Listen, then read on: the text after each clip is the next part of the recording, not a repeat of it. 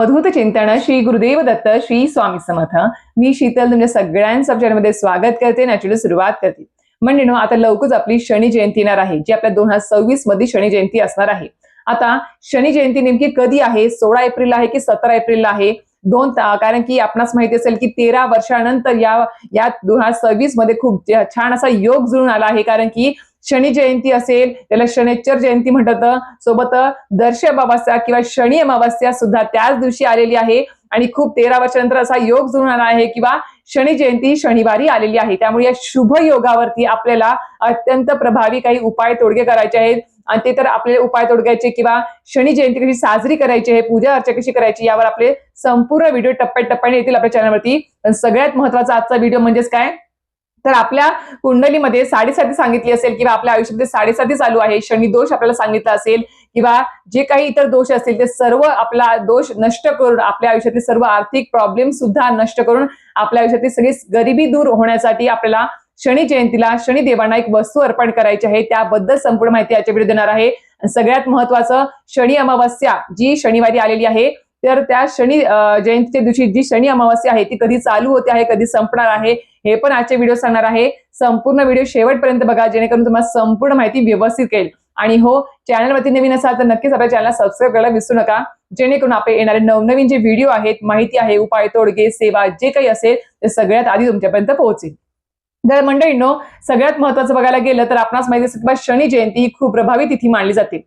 आता बघायला गेलं तर खूप जणांच्या घरात जवळ बघा शनी देवांचं मंदिर असेल, ते प्रत्येक शनिवारी लोक जातात. खूप आता तर बघायला गेलं तर आमच्या पण तिथे जवळ एक मंदिर आहे, तिथे खूप गर्दी असते शनिवारची. इतर पण वेळेस एवढी नसते, पण शनिवार आला किंवा शनी जयंती असेल किंवा काही इतर तिथी असेल शनिदेवांच्या, तर त्यावेळेस खूप मोठ्या प्रमाणात गर्दी असते. एक छोटंसं मंदिर आहे पण खूप प्रभावी आहे. तिथेच मारुतीरायांची मूर्ती देखील आहे आणि स्वामींचं केंद्र देखील तिथे जवळपासच आहे.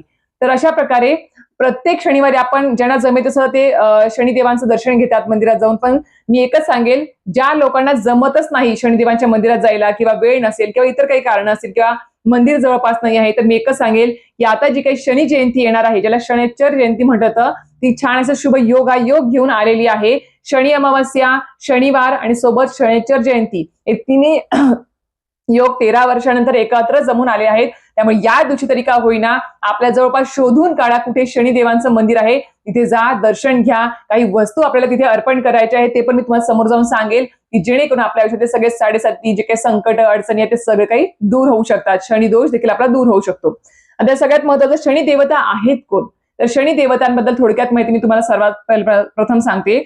तर शनी देवता ही आपले म्हणजे सूर्यपुत्र म्हटले जाते. कारण की ती सूर्यदेव आणि माता छाया यांचा पुत्र म्हणून ओळखले जाते शनी देवता.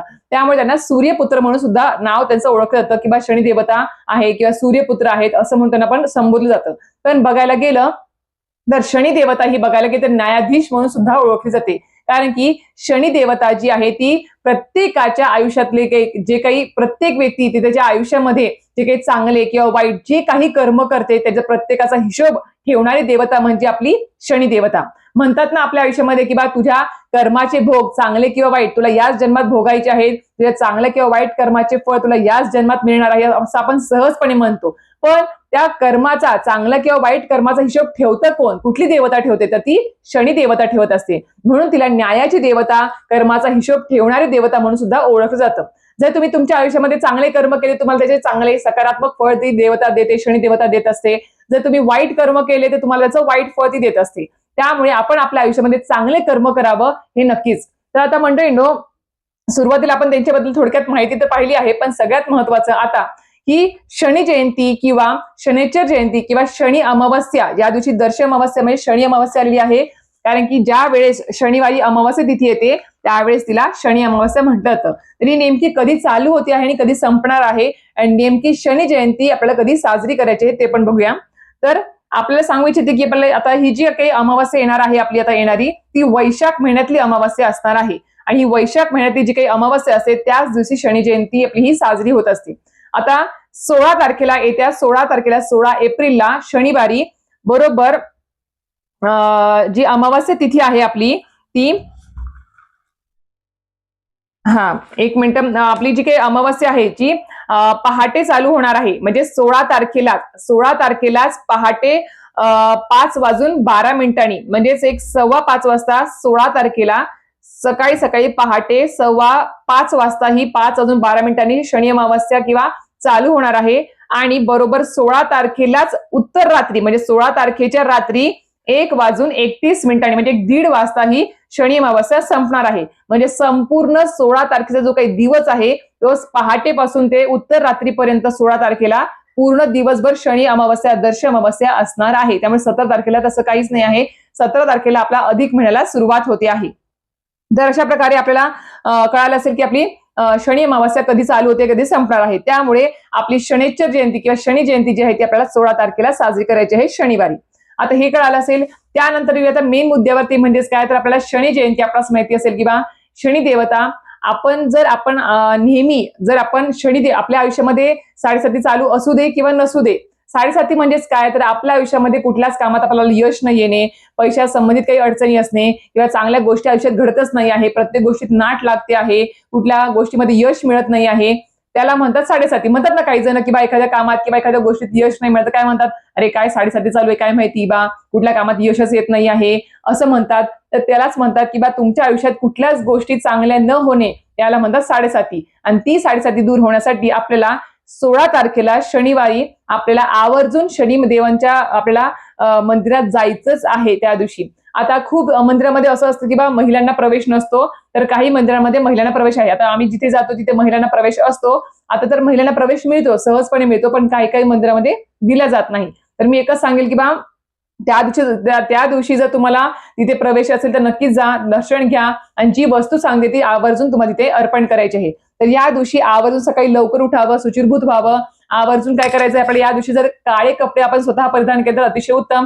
काळा कलर असेल, काळा रंग असेल तो शनिदेवांना खूप प्रिय आहे. त्यामुळे सांगते आहे आपल्याला या दिवशी आवर्जून आपण आपल्या आंघोळीच्या पाण्यामध्ये सुद्धा काळे उडीद आपण जे असतात ते आपले काळे तीळ ज्याला म्हणतात तर ते आपल्याला पाण्यात टाकून आपल्याला काळे तीळच बरं का, काळे तीळ आपल्याला जे आहेत ते आपल्याला आंघोळीच्या पाण्यात टाकायचे आहे, त्याने स्नान करायचं आहे. ते झाल्यावरती नक्कीच आपल्याला सूर्यदेवाला अर्घ्य देखील तुम्ही देऊ शकतात काळे तीळ टाकून, ते पण तुम्ही करा, ते पण खूप जास्त प्रभावी आहे.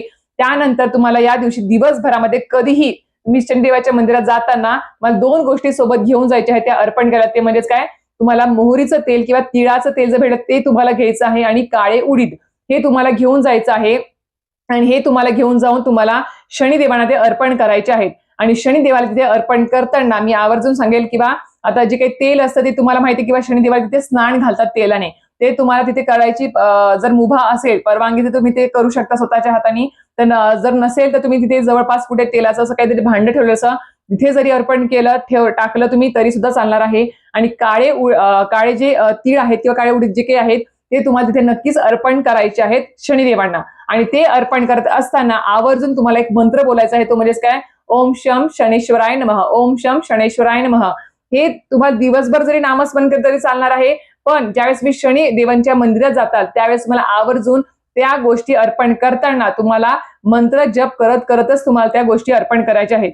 किंवा तुम्ही हे पण एक गोष्ट करू शकता की जे काही काळे तीळ किंवा जे काही आहे ते तुम्ही काय करायचं आहे, मंदिरामध्ये जायच्या अगोदर आपल्या स्वतःवरून तुम्ही 7 वेळेस ते उतरवून घ्यायचे, असे पूर्ण उतरवून घ्यायचे. आणि ते उतरवून घेऊन आपण नंतर तिथे जवळपास शनिदेवाच्या मंदिराच्या जवळपास पिंपळाचं झाड असेल तिथे सुद्धा तुम्ही ते काळे तीळ टाकून देऊ शकता, ते पण करू शकता. किंवा एखाद्या मोकळ्या जागेत जाऊन तुम्ही टाकले तरी सुद्धा चालेल, जेणेकरून तुमच्यावर जी काही 7:30 चालू आहे ती पण दूर होण्यास मदत होत असते. तर आवर्जून मी तुम्हाला सांगितल्याप्रमाणे 2 गोष्टी अर्पण करायच्या आहेत, एकदा काळे तीळ आणि मोहरीचं तेल किंवा तिळाचं तेल आवर्जून तुम्हाला घेऊन जायचं आहे. आणि मंत्र जाप करतच तुम्हाला या गोष्टी तिथे अर्पण करायच्या आहेत. अजून सुद्धा काही सेवा आहेत, मंत्रस्तोत्र आहेत, उपाय तोडके आहेत, याबद्दल सुद्धा आपले समोर व्हिडिओ येतीलच. पण थोडक्यापुरतं आजची माहिती इथेच थांबवते, कारण की व्हिडिओ खूप मोठे होत आहेत आपल्या मागच्या 2-3 दिवसापासून. त्यामुळे प्रत्येक एकेका प्रश्नावरती एक व्हिडिओ मी करत जाईल छोट्या, त्यामुळे तुम्हाला पण सोपं होईल माहिती समजून घेण्यासाठी. तर अशा प्रकारे नक्कीच या आजच्या व्हिडिओ बाबतीत काही प्रश्न असतील तर नक्कीच कमेंट बॉक्समध्ये विचारा, 100% त्याचा उत्तर द्यायचा मी नक्कीच प्रयत्न करेन. अशा प्रकारे व्हिडिओ इथेच थांबवते. व्हिडिओ आवडला असेल तर नक्कीच व्हिडिओ लाईक, शेअर आणि सबस्क्राईब करायला विसरू नका. श्री स्वामी समर्थ.